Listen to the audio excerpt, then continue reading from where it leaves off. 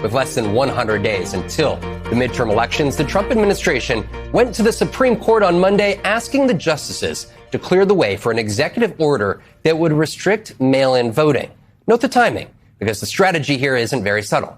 It's a two-front push: claim widespread voter fraud, then use those claims to change the rules. The latest chapter in this administration is chipping away faith in the voting process that began on July 16th. That's when the Department of Homeland Security Secretary Markwayne Mullin sent letters to 4 states, California, Nevada, Pennsylvania, and New Jersey, claiming they have more than 250,000 non-citizens on their voter rolls combined.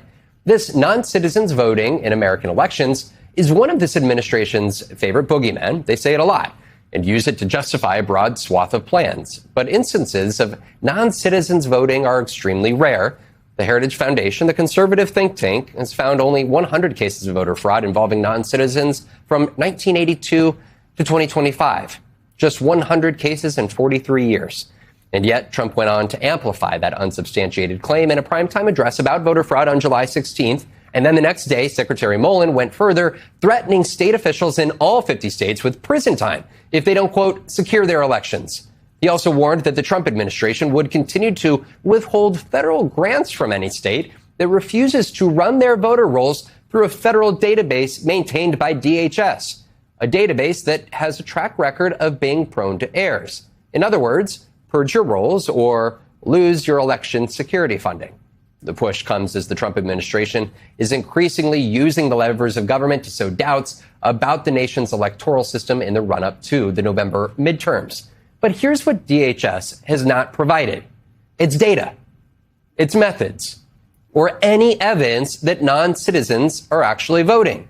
And here is where California flipped the script. In a letter responding to Mullin's allegations, Secretary of State in California, Shirley Weber, wrote, quote, "I have serious doubts about the reliability of your data and accuracy of your claims." And then she raised an obvious question. California has never provided its voter registration rolls to DHS or, for that matter, to any federal agency. State law forbids it. So where exactly did DHS get California's voter data? Weber is demanding answers. Nevada and Pennsylvania are making similar demands. Then there's New Jersey, where DHS's claim of non-citizen voters could actually be tested. DHS recently said New Jersey had roughly 35,000 non-citizens on its voter rolls. But New Jersey's own review found that a software error had mistakenly registered about 6,600 people, just a fraction of what the government is claiming. Governor Mickey Sherrill, meanwhile, has refused to hand over those voters' personal information. And on Wednesday, a federal judge sided with the state, denying the Justice Department's request for unredacted voter rolls, which brings us back to the Supreme Court. The executive order that Trump is trying to enforce would insert both DHS and the Postal Service into election administration. States would have to submit lists of eligible mail-in voters, and the Postal Service would then deliver ballots only to people whose names appeared on those lists. 23 states are now suing. A federal appeals court kept the order blocked, warning that it would, quote, sow confusion and threaten disenfranchisement of many eligible voters. The administration is asking the Supreme Court to lift that injunction a mere months before November's elections. Now, here's why you need to keep an eye on your calendar. Federal law bars systematic voting purges within 90 days of a federal election. That 90-day quiet period begins August 5th. Yes, that's 3 days from now. Joining me now to discuss all of this is Francisco Aguilar, the Secretary of State for Nevada. Secretary of State, thanks for joining us here this morning. The administration is claiming there are 250,000 non-citizens on the voter rolls in your state of Nevada, California, Pennsylvania, and New Jersey combined.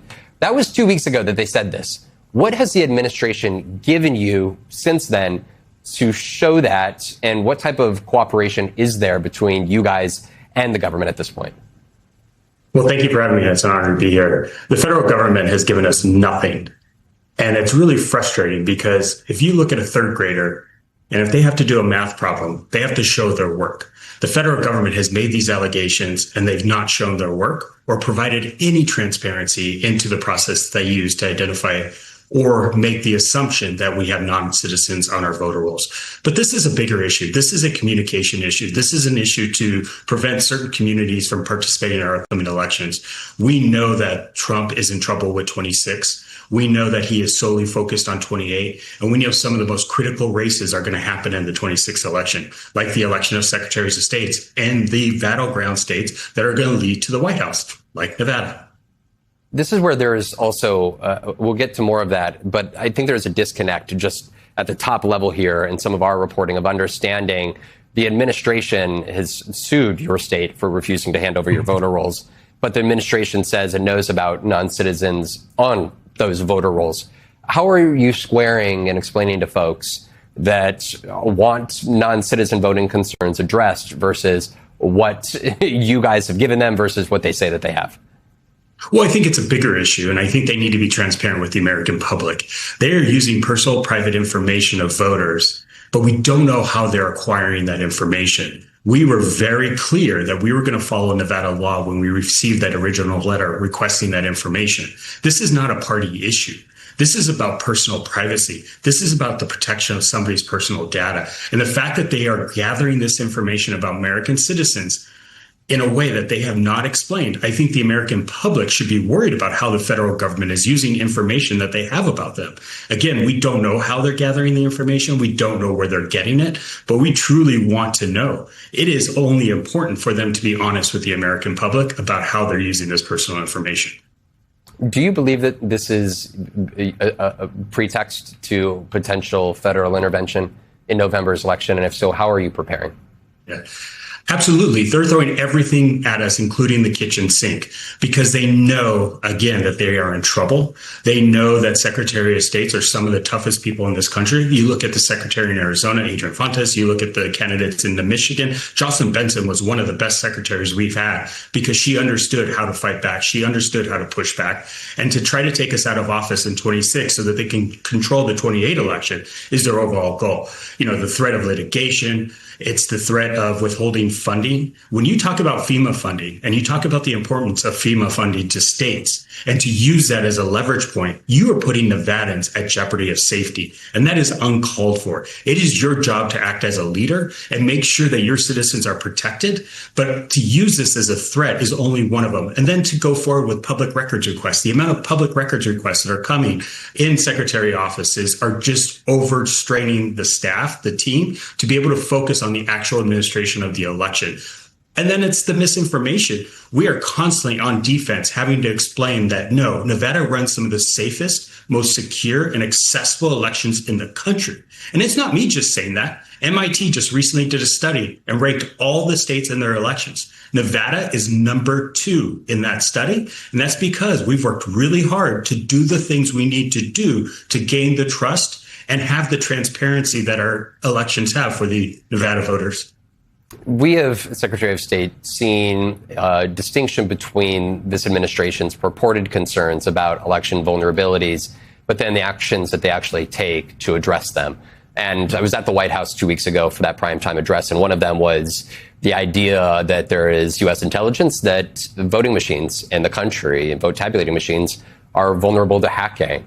My question specifically to you is, coming off of Markwayne Mullin's threat to withhold federal funding to states that don't turn over their voter rolls, what type of resources here, 3 months out from the midterms, have you seen be provided by DHS, CISA, or other federal agencies in terms of helping with the security and any potential vulnerabilities that they're claiming related to this November's elections?